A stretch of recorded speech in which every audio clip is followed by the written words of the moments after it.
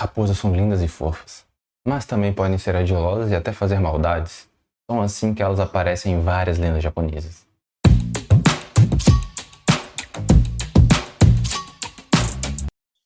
Yo, Tomodachi! Daijoubu kai? Voltamos aqui com mais uma Sister Yokai! E hoje, como vimos aí, vamos entrar no mundo das raposas. A lenda de Nove Caudas, porque existem outras lendas de Nove Caudas, né? Então já vai deixando o like aqui se você gostou dessa ideia. E você caiu aqui de paraquedas, assiste o vídeo até o final e vê caso você goste dessa ideia e do meu conteúdo aqui, aí sim você dá o seu joinha e a sua inscrição para me contribuir. Agora sim, vamos mergulhar no mundo dos Yokai Raposa.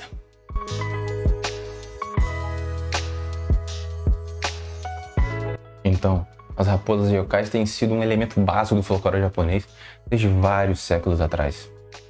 São criaturas que podem mudar de forma e muitas vezes são retratados como inteligentes e travessos. Existem a raposa, uma das mais populares dos yokais raposa é a de Nove Caudas. Como já falei, falaremos um pouco além delas. Existem várias outras aqui. Para não alongar muito, vou falar sobre características principais que existem normalmente dos yokais raposa. E caso vocês queiram que eu fale sobre lendas em específico, e até conheçam algumas e querem que eu me aprofunde um pouco mais, comentem aqui para eu já saber o que vocês querem.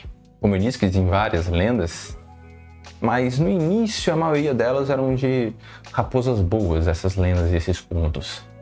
Só depois que veio contos vindos da China, onde tinham contos de raposas um pouco mais ardilosas, um pouco mais maldosas, começou a ser incorporado nas lendas do Japão também. Uma época principalmente que começou a surgir mais disso foi no período Edo, onde começou a ter mais histórias sobre raposas fazendo maldades. Ainda tinha das boas, mas começou a ter essa divisão entre as raposas boas e más. Tanto que começaram a ter um nome para elas. Zenko, que são as boas. O exemplo delas são os mensageiros do deus Inari. Hoje não sendo raposas, elas não são deuses, mas são mensageiros de um deus. Então elas trazem boas coisas. E as Yako, que são as raposas do mal, como a própria raposa de Nove Caudas, que normalmente é tratada mais um pouco mais maléfica, digamos assim. Mas tem outras também. Então vamos ver agora um pouco dos seus poderes, que a maioria das raposas possuem.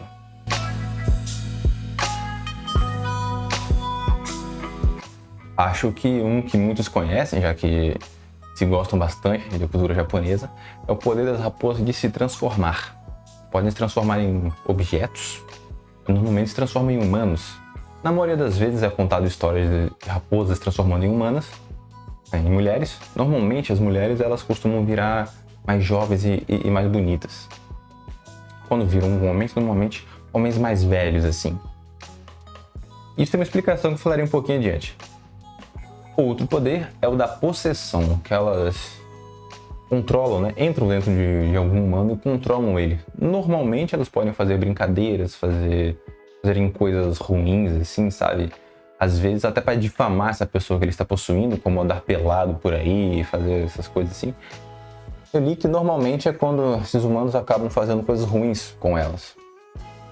Mas também eles incorporam em humanos para poder comer comida humana que eles gostam muito. Como o tofu, principalmente o tofu frito, e o arroz de feijão vermelho. Eu não sabia como é que era, mas tá aí a imagem para vocês verem. Aí para tirar essa raposa de dentro, eles têm que ir até um templo, somente de raposas, né? Tipo um templo Inari, onde tem raposas bondosas, para tirar essa raposa de dentro. Mas quando essa raposa sai, o humano não consegue mais comer tofu e o arroz de feijão vermelho. Motivo, não achei muito ao certo, mas parece que não. E um outro poder é o fogo de raposa, conhecido como Itsunebi, né? Que é uma chama vermelha, normalmente feita pelo sopro da raposa ou balançar da cauda, que é usado para atrair pessoas, humanos, até essas chamas, para fazer não sei o que, talvez para possuir esse humano, comer ou qualquer outra coisa, não é? E uma coisa que eu esqueci, sobre a possessão, isso fazia tanto parte da cultura que na era Heian isso era tratado como uma doença, sabe? doença da possessão da raposa, digamos assim, né? Agora vamos conhecer os temas que normalmente são abordados em lendas e histórias de raposas.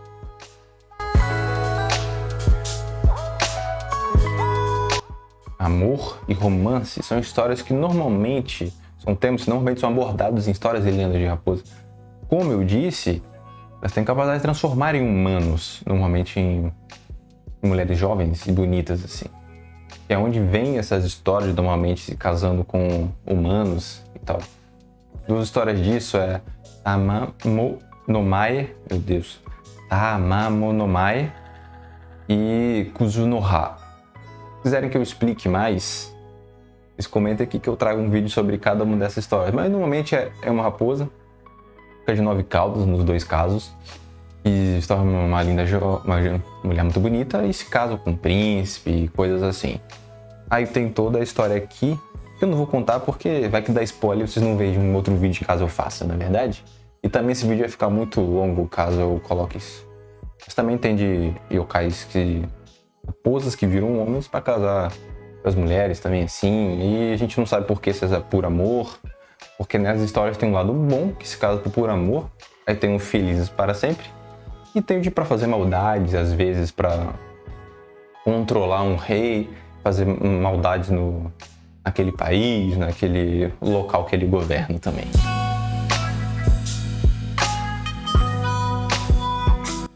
E assim como toda lenda, principalmente no Japão, tem variações regionais e temporais também.